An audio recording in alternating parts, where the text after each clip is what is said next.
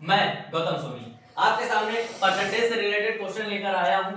जो पहला क्वेश्चन मेरे सामने दे रखा है, क्वेश्चन दे रखा है कल के टॉपिक पे हमने परसेंटेज से रिलेटेड जिसे ना समझ में आया हो वो कल के टॉपिक को मेरा देख सकता है। उसमें मैंने बेसिक स्ट्रक्चर से परसेंटेज को समझाया है। आज थोड़ा क्वेश्चन हल करने की कोशिश करते हैं कि उनसे रिलेटेड क्वेश्चन कैसे कंपटीशन में आते हैं या इजी से इजी क्वेश्चन को कैसे समझ के हम लोग इजीली कर सकते हैं। तो पहला क्वेश्चन जैसे कह रहा है हमारे सामने x y से 30% छोटा है। क्वेश्चन क्या है? x y से 30% छोटा है।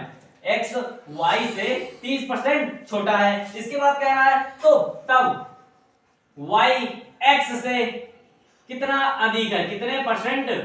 कितने परसेंट अधिक है? क्वेश्चन क्या है? अधिक है। सबसे पहले हम क्वेश्चन के बेसिक स्ट्रक्चर को समझते हैं। क्वेश्चन क्या कह रहा है? जो x है वो y से 30% छोटा है। इसके बाद कह रहा है तब y से x कितने परसेंट है? ये तो बात की बात है, पहले लाइन को हम लोग सॉल्व करके निकालते हैं क्वेश्चन कहना क्या चाहता है। तो x जो है वो y से किससे? y से कितना छोटा है? 30% छोटा है। मतलब y का 30% करके इससे माइनस कर दे। या दूसरा तरीका है हमारे पास क्या? x y से 30% छोटा है तो कितने परसेंट है? मतलब होता हमारे पास कितना परसेंट है? 100% होता है टोटल। अगर 30% ये हो गया तो बचा कितना? 70%। अब 30% ये छोटा है तो 30% घटाएंगे 100 में तो कितना बचा? 70%। मतलब x कितना है? x y का मतलब y का 70% है। कितने परसेंट है? 70%। हमें क्या मिल गया? क्वेश्चन को सिर्फ समझना है और क्वेश्चन को समझ से ही हम लोग इसको बड़े आसानी से कर सकते हैं। क्वेश्चन क्या कह रहा है? कह रहा है जो x है वो y से 30% छोटा है। अब y से 30% वो छोटा है, स्मॉलर है, तो इसका मतलब क्या हुआ? x जो है वो y के 70% के बराबर है। मतलब क्या हुआ? x है और y टोटल 100 है तो x कितना है? 100 है टोटल। मतलब x जो है वो 100 से 30% अगर y का माइनस कर दें, क्या कर दें? माइनस कर दें तो टोटल कितना आ जाएगा? x की वैल्यू हमारी आ जाएगी। मतलब y का 70% है। दो तरीके से कर सकते हैं, या तो y का 30% निकालते हैं पहले, तो y का 30% निकालेंगे तो कुछ ऐसे कर देंगे जो कि नॉर्मली हम लोगों को पता है। y का 30% निकालेंगे तो परसेंटेज हट जाएगा, 0 से 0 जाएगा, y इक्वल टू कितना आ जाएगा? 3y/10 आ जाएगा। अब हमको पता है कि इसको y से माइनस कर दे, जो आएगा वो x के बराबर आ जाएगा। तो सेम कंडीशन हो जाएगी, y - 3y/10 हो जाएगा। माइनस करेंगे एलसीएम 10 आएगा, 10y - 3y इक्वल टू आ जाएगा 7y/10। देखो क्या सेम यही आ रहा है, 0 से 0 गया, x इक्वल टू कितना आया? 7y/10। क्या कंडीशन सही थी हमारी? तो या तो इतना बड़ा कर लो या तो इजीली हम इसको देख सकते हैं। अगर 30% हम लोग बेसिक क्लास 1 to 8 हम लोग पढ़ते रहते हैं परसेंटेज से रिलेटेड, तो उसमें इतना छोटा तो बताया ही जाता है। या बेसिकली चैप्टर में मैंने बताया है कि अगर 30% छोटा है तो 30 को y का 30% निकाल लो और 3y/10 कर दो, या y - 3y बराबर 7y/10 लिख दो, या डायरेक्ट लिख दो x इक्वल टू कितना आया? तो y को इधर रख लो क्योंकि हमें x और y की वैल्यू फाइंड आउट करना है। तो x y को इधर लिया, इधर मल्टीप्लाई में इधर आएगा, डिवाइड में कितना आया? 7/10। अब ये बताओ, अब y ये मान लो 10 है, y कितना है? 10 है, x कितना है? 7 है, तो कितना छोटा है? 3 छोटा है। कितना छोटा है? तो क्वेश्चन क्या कह रहा है?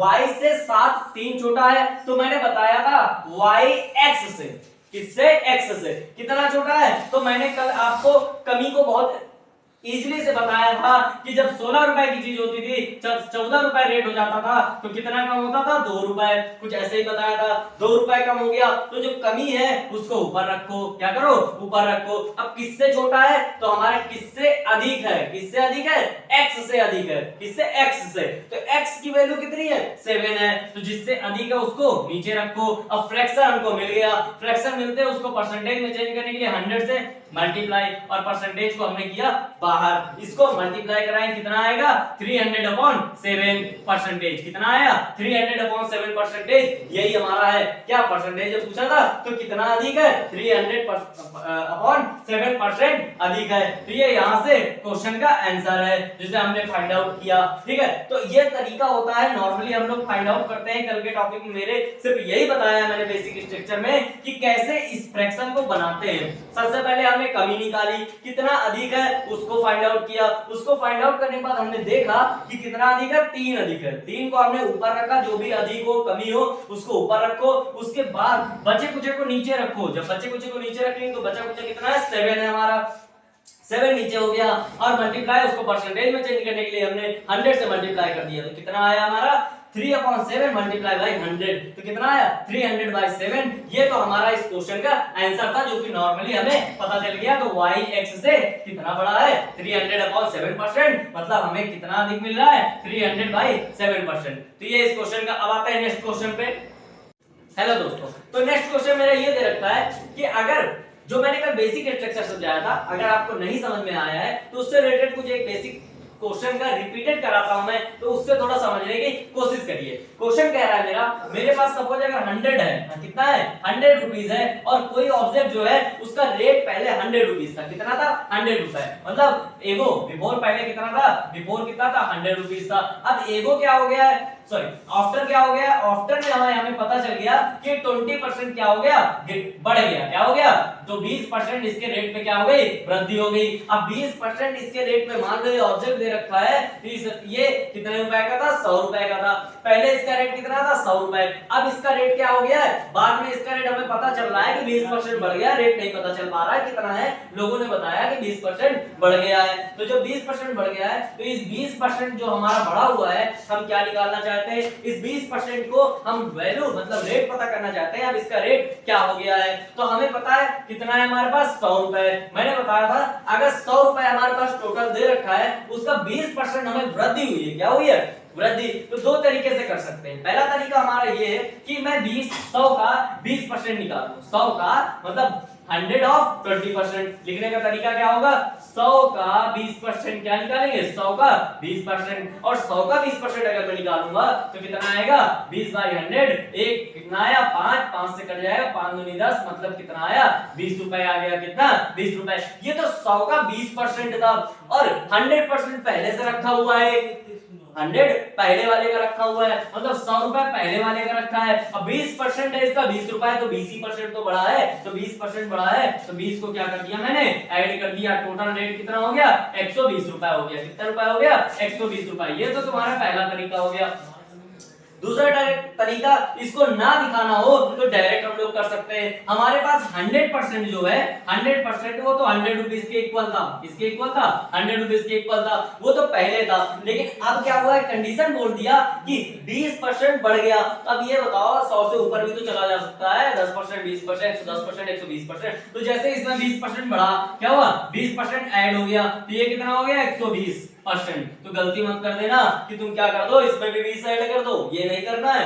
सबसे पहले या तो 20% में फाइंड आउट कर सकता था, इस क्वेश्चन में तो 100 पे डायरेक्ट तुम्हारा 20 ही दिखेगा, तुम्हें दिखेगा तो जरूर, लेकिन ऐड नहीं हुआ है, हमारा निकाला जाएगा। मतलब अब वैल्यू हमें कितने की चाहिए 120% की। तुम्हें पता है कि अगर 100% 100 रुपए है, 100% कितना 100 रुपए है, तो 120% कितना होगा, सिंपल सी बात है 100 का 120% निकाल लो, क्या कर लो 100 का 120% निकाल लो। तो 100 का 120% करोगे कितना, नीचे 100 आ गया, 100 से 100 चला गया, कितना बचा हमारे पास 120 रुपए, मतलब डायरेक्ट रेट हमें क्या मिल गया 120। पहला तरीका तो ये हो गया तुम्हारा 100% 100 रुपीस की इक्वल है, मतलब 1% 1 रुपीस की इक्वल है। अब तुम्हारे पास क्या है, तुम्हें पता है कि 1% कितने की इक्वल 1 के इक्वल, क्यों, क्योंकि 100 से 100 कट गया, तो बचा कितना 1% 1 रुपीस के इक्वल। अब तुम्हारे पास कितना है 120%, 120% में 1 का मल्टीप्लाई 120 रुपीस। तो ये तो हमारा दूसरा तरीका हो गया कि नॉर्मली हम किसी की वृद्धि है तो उसको कैसे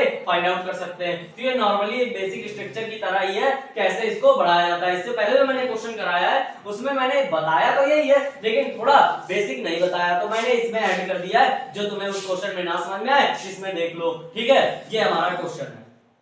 इसके बाद क्वेश्चन पे मैं उसी से रिलेटेड एक क्वेश्चन और कराना चाहता हूं। देखो एक क्वेश्चन और है, अभी तो मैंने वृद्धि का क्वेश्चन कराया, क्या कराया वृद्धि का। अब इसके बाद का जो नेक्स्ट टॉपिक है वो कमी का, क्या है कमी का। ऐसे ही मेरे पास 100 रुपीस दे रखा है, बिफोर क्या था 100 रुपीस था, आफ्टर क्या है 40% लेस हो गया, क्या हो गया 40% उसका रेट क्या हो गया लेस हो गया, मतलब कम हो गया। अब लेस के बारे में बात करते हैं, तो लेस के बारे में वही कंडीशन है, हमें कुछ नहीं करना, सीधा सीधा उसी तरह अप्लाई कर सकते हैं। या तो हम दो तरीके से कर सकते हैं, या तो 100 का 40% निकाल सकते हैं, 40% निकालने के बाद 0 0 गया 1 0 गया, कितने रुपए आया 40 रुपीस आया। उसके बाद हम 100 से क्या कर देंगे 40 रुपीस माइनस कर देंगे, तो कितना आ जाएगा 60 रुपीस आएगा हमारा, क्या हो जाएगा 60 रुपीस। मतलब 100 का 40% पहले मैंने निकाला, इसके बाद उसको जितना था उससे माइनस कर दिया क्योंकि लेस हो गई, कमी हो गई ना उसके रेट में, तभी तो माइनस किया, तो कितना आया 60 रुपीज। अब रेट कितना हो गया 60 रुपए। ये तो पहला तरीका हो गया, फर्स्ट तरीका। लेकिन अगर इसी काम को जल्दी करना हो कि ये सब कुछ ना करना पड़ना, ऐड वैड कुछ ना करना पड़े, तो सिंपल सा एक है, हमारे पास क्या है 100 रुपीज है। कितना है 100 रुपीज। हमें ये पता है कि ये 100 रुपीज जो है ये 100% के इक्वल है। किसके इक्वल है 100% के इक्वल है कि नहीं है 100% के इक्वल है। अब तुम्हें एक बात पता है, ये परसेंटेज उठा के इधर कर लो, कोई दिक्कत नहीं, 100% के इक्वल है। तो 1% कितना आएगा 1% में निकालो, कितना आएगा 100/100, कितना आएगा 100 चला गया, कितना आया 1 रुपीज। मतलब 1% 1 रुपीज। इतनी कंडीशन तो उससे पहले वाले में भी थी, इसमें भी है। तो अब मुझे क्या चाहिए, अब मुझे पता है कि 40% लेस हो गया। क्या हो गया लेस, मतलब लेस होने का मतलब है कम हो गया। 100 में 40% लेस करोगे तो सिंपल सी बात है कितना आएगा 60% आएगा। तो 1% की वैल्यू 1 रुपए, 60% की वैल्यू 60 गुणे 1 कर दो, ये तो छोटे छोटे बच्चे भी कर लेते हैं। 60 रुपीज आ गए, कितना आया 60 रुपए आया, मतलब 60 रुपीज आया। ये तो इसका टॉपिक हो गया, कितना आया 60 रुपीज, जो ये दे रखा है। ठीक है, तो अब आते हैं नेक्स्ट क्वेश्चन पे हमारे, उससे रिलेटेड मैं एक क्वेश्चन करा रहा हूं, देखिए इसके बाद।